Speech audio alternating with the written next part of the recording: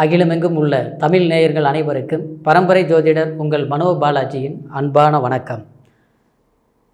தமிழ் புத்தாண்டு ராசி பலன் துலாம் ராசி நேயர்களுக்கு இந்த புத்தாண்டு ராசி பலன்கள் பற்றி தாங்க இந்த பதிவில் இப்போ நம்ம பார்க்க போகிறோம். முதலாக பார்க்குறவங்களா இருந்தீங்கன்னா சப்ஸ்கிரைப் பண்ணி பெல் பட்டன் அழுத்தி ஆல் ஆப்ஷன் கொடுங்க. வரக்கூடிய 14/4/2024 ஞாயிற்றுக்கிழமை திருவாதிரை நட்சத்திரம் சுக்லபட்சம் சஷ்டி திதியில் குரோதி வருடம் தமிழ் வருட பிறப்பு ஏற்பட போகுதுங்க.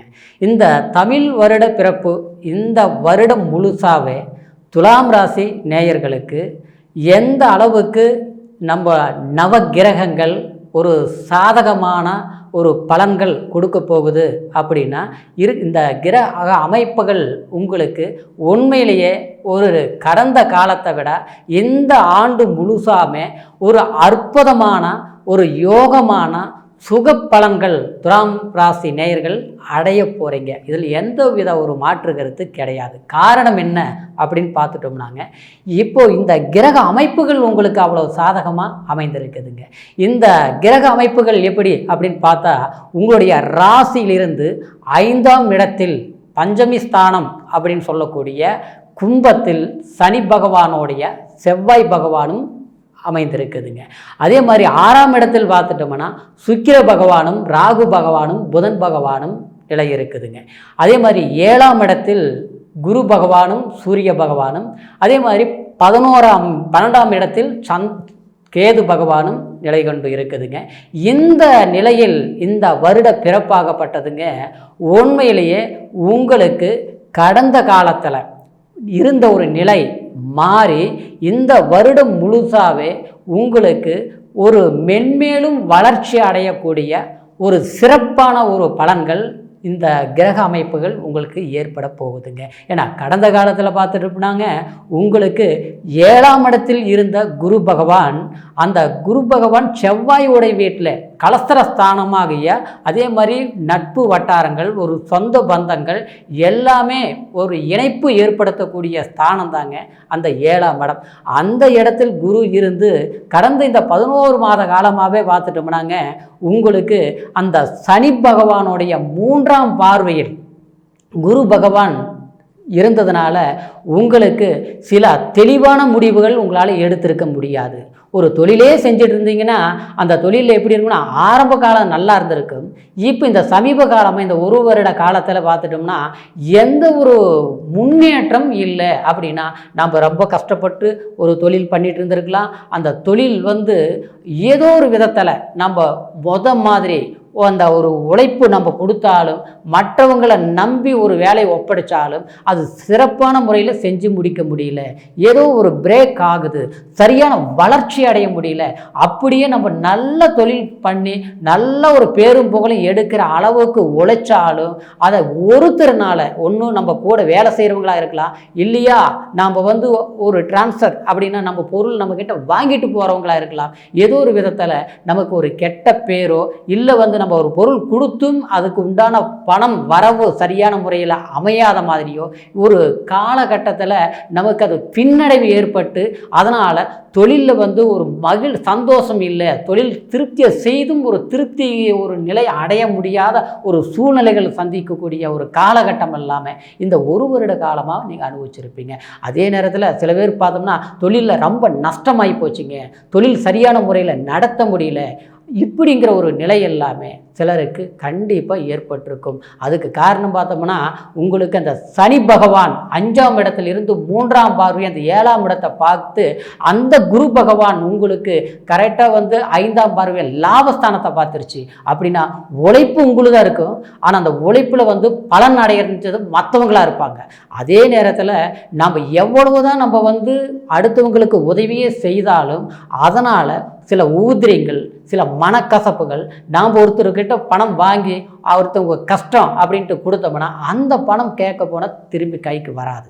அதை எதிர்பார்த்து நீங்கள் ஒரு கணக்கு போட்டு வச்சுருப்பீங்க, அதை செய்யலாம், அப்படி செய்யலாம், இல்லை ஒரு தொழில் மேலே போடலாம், இல்லை குடும்பத்துக்கு தேவையான ஒரு விஷயங்கள் பண்ணலாம், இல்லை ஒரு இடம் வாங்கலாம் அப்படிங்கிற ஒரு மனக்கணக்கு போட்டு வச்சுருப்பீங்க. ஆனால் கடைசியில் ஒரு பிரச்சனை வந்து உங்களுக்கு என்ன ஆகும்னா டோட்டலாக 4-5 பிரச்சனைகளை நம்மளை சரிவர நமக்கு கொடுத்த வாக்கை காப்பாற்ற முடியாத ஒரு இக்கட்டான சூழ்நிலைகள் எல்லாமே நீங்கள் சந்திச்சிருப்பீங்க.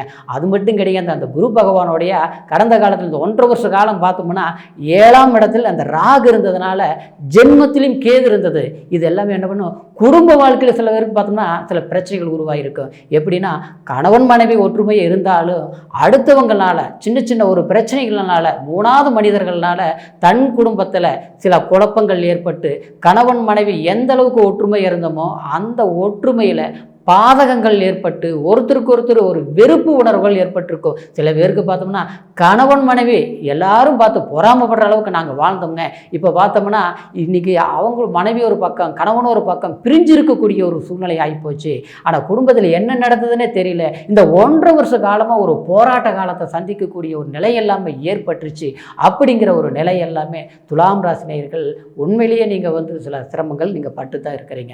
அதே நேரத்தில் இந்த பிரச்சனைகள் எல்லாமே எப்போ தீரும், எப்போ முடியும் அப்படின்னு எதிர்பார்த்துருப்பீங்க. ஆனால் அந்த எதிர்பார்ப்பு இந்த மாதம் போனால் நல்லா இருக்கும், அடுத்த மாதம் போனால் நல்லா இருக்கும் அப்படின்னு காலங்களில் தான் போச்சே தவிர கஷ்டங்கள் போகலைங்க. ஆனால் இந்த குரோதி வருடம் முழுசாக பார்த்துட்டோம்னா உங்களுடைய ராசிக்கு 7ஆம் இடத்தில் இருக்கக்கூடிய குரு பகவான் மே மாதம் 1ஆம் தேதி முதல் உங்களுக்கு 8ஆம் இடத்துக்கு பயிற்சி ஆகுதுங்க. அப்படின்னா உங்களுக்கு இந்த 8ஆம் இடத்துக்கு குரு பகவான் போகிறதுனால நமக்கு இந்த மறைந்த ஸ்தானம் அப்படின்னா இந்த 8ஆம் இடங்கிறது என்ன, அதாவது வம்பு வழக்கு கச்சேரி பிரச்சனைகள் தேவையில்லாத அதாவது பண விரயம் காயப்படுதல் இந்த மாதிரி இடம் அந்த 8ஆம் இடம். அந்த இடத்துக்கு போகிறதுனால குரு பகவான் நமக்கு அஸ்தமான இடம். அப்போ அந்த குரு போகும்போது நமக்கு கஷ்டங்கள் வருமா அப்படிங்கிற பயம் உங்களுக்கு தேவையில்லை. ஏன்னா உங்களுடைய ராசிக்கு 3ஆம் அதிபதியும் 6ஆம் அதிபதியும் குரு பகவான். அதாவது அந்த குரு பகவான் பொறுத்த வரைக்கும் அஸ்தமாதிபதி அஸ்தம் அடைகிறது அது உண்மையிலேயே ஒரு யோகத்தை கொடுக்கும். அப்படின்னா அந்த இடத்துல அந்த 8ஆம் இடத்துல கடன் பிரச்சனைகள், ஏற்கனவே நம்ம ஒரு பக்கம் கடன் வாங்கியிருப்போம், ரொம்ப நாள் வட்டி மேலே வட்டியே கட்டிகிட்டு இருப்போம். ஆனால் அந்த கடனுக்கு வந்து கட்டி முடிக்க முடியாது. நல்ல சம்பாதனை வந்தாலும் அந்த சம்பாதனை வச்சு அந்த கடனை கட்டலாம் நீங்கள் முயற்சி எடுப்பீங்க. ஆனால் அதுக்கு முன்னாலேயே பார்த்தோன்னா இன்னொரு பிரச்சனை வரும். அப்போ அந்த கடன் அப்படியே நின்று போயிடும். சில பேருக்கு பார்த்தோம்னா ரொம்ப வருஷங்க ஒரு பக்கம் வாங்கிட்டேன், வட்டி தான் கட்டுறேன், வட்டிக்கு கூட வட்டி வாங்கி கட்டுறேனே தவிர அந்த கடனை கட்ட முடியல அப்படிங்கிற பிரச்சனை எல்லாம் இந்த குரு பகவான் உங்களுக்கு 8ஆம் இடத்துக்கு பயிற்சி ஆகும்போது இந்த மே மாதம் 1ஆம் தேதி ஆகும்போது கண்டிப்பாக உங்களுடைய கடன் பிரச்சனைகள், மன உளைச்சல்கள், ஏன்னா அந்த 8ஆம் இடங்கிறது திடீர் அதிர்ஷ்டம், திடீர் முன்னேற்றம், ஒரு பெரியவங்களுடைய ஆதரவு, ஒரு சப்போர்ட்டு, குறிப்பாக சொல்லப்போனால் அயல்நாடு சார்ந்த சில விஷயங்கள், வெளிநாடு பயணம், தூர வெளியூர் பயணம், இதெல்லாமே நீங்கள் போகணும்னு நினைப்பீங்க, போக முடியாது. அங்கே போனால் ஒரு வேலை நடக்கும்னு நினைப்பீங்க, அந்த வேலைக்கு போனால் தானே அது பண்ண முடியும், ஏதோ ஒரு தடைகள் வரும். இந்த நாள் இப்போ போகலாம், அடுத்த வாரம் போகலாம், இப்படியே கடந்து லேட் ஆகிட்டே இருந்திருக்கும் கடந்த காலத்தில். ஆனால் இந்த 8ஆம் இடத்துக்கு வரும்போது கண்டிப்பாக தூர பிரயாணங்களால் மேன்மை கிடைக்கும்.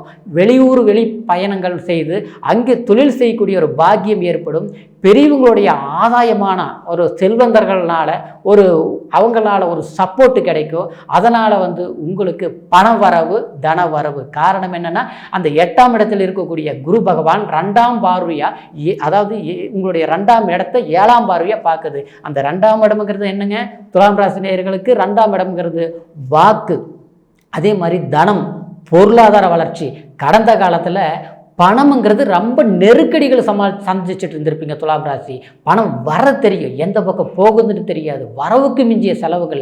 வீட்டில் பார்த்தோம்னா தேவையில்லாத செலவு மேலே செலவுகள் வரும். ஒன்று மருத்துவ செலவுகள் வரும், இல்லையா வந்து நம்ம வரக்கூடிய பணம் அங்கே கொடுக்கணும் இங்கே கொடுக்கணும் இப்படின்னு. சில பேருக்கு குழந்தைங்களுக்கு ஒரு படிப்பை கூட சரியான முறையில் படிக்க வைக்கலாம், நம்ம அவங்களுக்கு அது பண்ணணும் இது பண்ணணும், அது இக்கட்டான சூழ்நிலைகள் பண்ணிட்டு இருப்பீங்க. நீங்கள் ஒரு எதிர்பார்த்த விஷயங்கள் சரியான முறையில் பண்ண முடியாத நிலை ஏற்பட்டிருக்கும். ஆனால் இந்த பிரச்சனைகள், இந்த ஒரு இக்கட்டான சூழ்நிலைகள் எல்லாமே அந்த குரு பகவான் உங்களுக்கு கரெக்டாக அந்த 2ஆம் இடத்தை பார்க்கும்போதுங்க குடும்ப அமைதி பிறக்கும். கணவன் மனைவி பிரிஞ்சிருக்கக்கூடியவங்க ஒன்று சேரக்கூடிய ஒரு சந்தர்ப்பங்கள் கண்டிப்பாக ஏற்படுங்க. ஏன்னா ஒருத்தருக்கு ஒரு புரிஞ்சுக்கலிங்க, சின்ன பிரச்சனை அது பெருசாயிருச்சு, இன்றைக்கி ஆளுக்கு ஒரு பக்கம் இருக்கிறவங்க அப்படிங்கிறவங்க நிச்சயமாக ஒருத்தருக்கு ஒரு புரிஞ்சுக்கிட்டு ஒத்துமையாக வாழ வேண்டிய குடும்பத்தில் சந்தோஷம், மகிழ்ச்சி, அற்புதமான ஒரு காலமாக இந்த குரோதி வருடம் உங்களுக்கு அமையப்போகுதுங்க.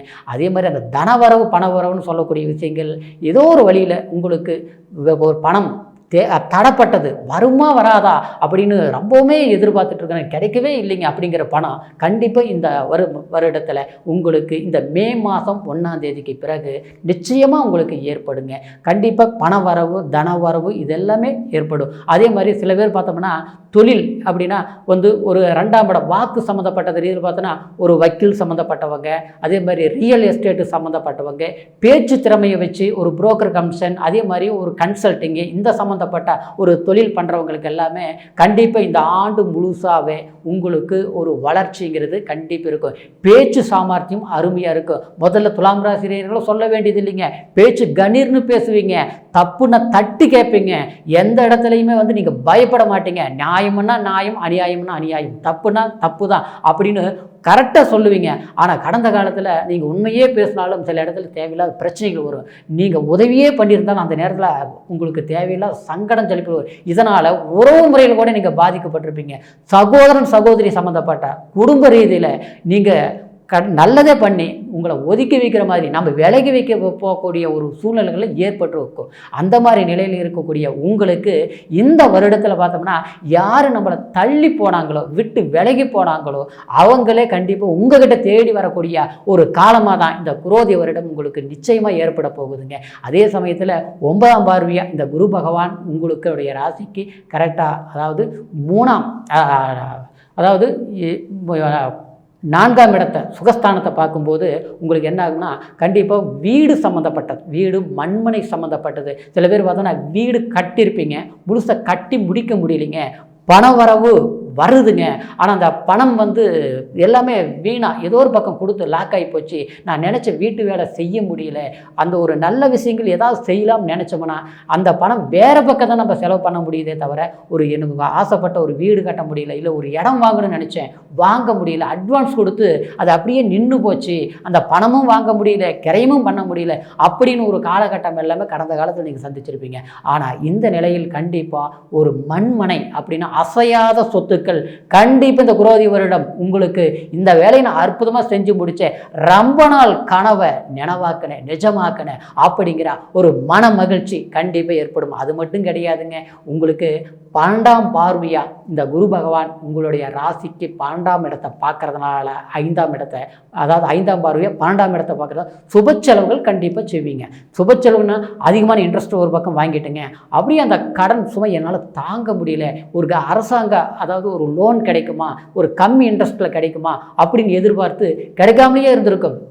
எதிர்பார்த்தா அந்த பணம் வந்ததுன்னா இந்த பிரச்சனையை சால்வ் பண்ணலாம் அப்படின்னு ஒரு ஏக்கத்தில் இருந்திருப்பீங்க. ஆனால் பண்ணி முடிக்க முடியாத ஒரு சூழ்நிலைகள் இருந்திருக்கும். ஆனால் கண்டிப்பாக உங்களுக்கு இந்த வருடத்தில் பார்த்துட்டோம்னா சுப விரயங்கள் நிச்சயமாக உங்களுக்கு ஏற்படுத்துங்க. சுப விரயங்கள்ங்கிறது கல்யாணம் பண்ணுறது, வீடு கட்டுறது, அதே மாதிரி நமக்கு தேவையான வீட்டுக்கு தேவையான நல்ல பொருள்கள், ஆடம்பர பொருட்கள், ஒரு நகை நட்டு வாங்கிறது, இந்த மாதிரி விஷயங்கள் இல்லாமல் கண்டிப்பாக நீங்கள் செய்வீங்க. ஏன்னா இந்த குரு பகவான் உங்களுடைய ராசிக்கு 8ஆம் இடத்துல சுக்கிரனுடைய சுப வீட்டில் போய் சஞ்சரிக்கும் போது பட்டு சம்மந்தப்பட்டது, அதே மாதிரி ஒரு தங்கம் சம்மந்தப்பட்ட ஒரு ஆடம்பரம் சம்மந்தப்பட்ட பொருட்கள் வாங்கிறது, இதெல்லாமே உங்களுக்கு சாதகமான யோக பலன்களாக அமையும். அதே மாதிரி திருமணம் ரொம்ப நாளாக தடையாயிட்டு இருக்குதுங்க, பண்ணவே முடியல, ஏதோ ஒரு விதத்தில் எல்லாம் நெருங்கி வருது, இந்த காலகட்டத்தில் பண்ண முடியாத சூழ்நிலைகள் ஆகிப்போச்சு அப்படிங்கிறவங்களுக்கு கண்டிப்பாக அதாவது ஒரு மென்மேலும் வளர்ச்சி கொடுத்து உங்களுடைய வாழ்க்கையில் சுப நிகழ்ச்சிகள், சுப செலவுகள் பண்ண வேண்டிய காலகட்டமாக இந்த குரோதி ஆண்டு உங்களுக்கு ஒரு சிறப்பான ஆண்டு, சிறப்பு பலன்களாகத்தான் இந்த வருடத்தில் உங்களுக்கு அமைய போகுதுங்க.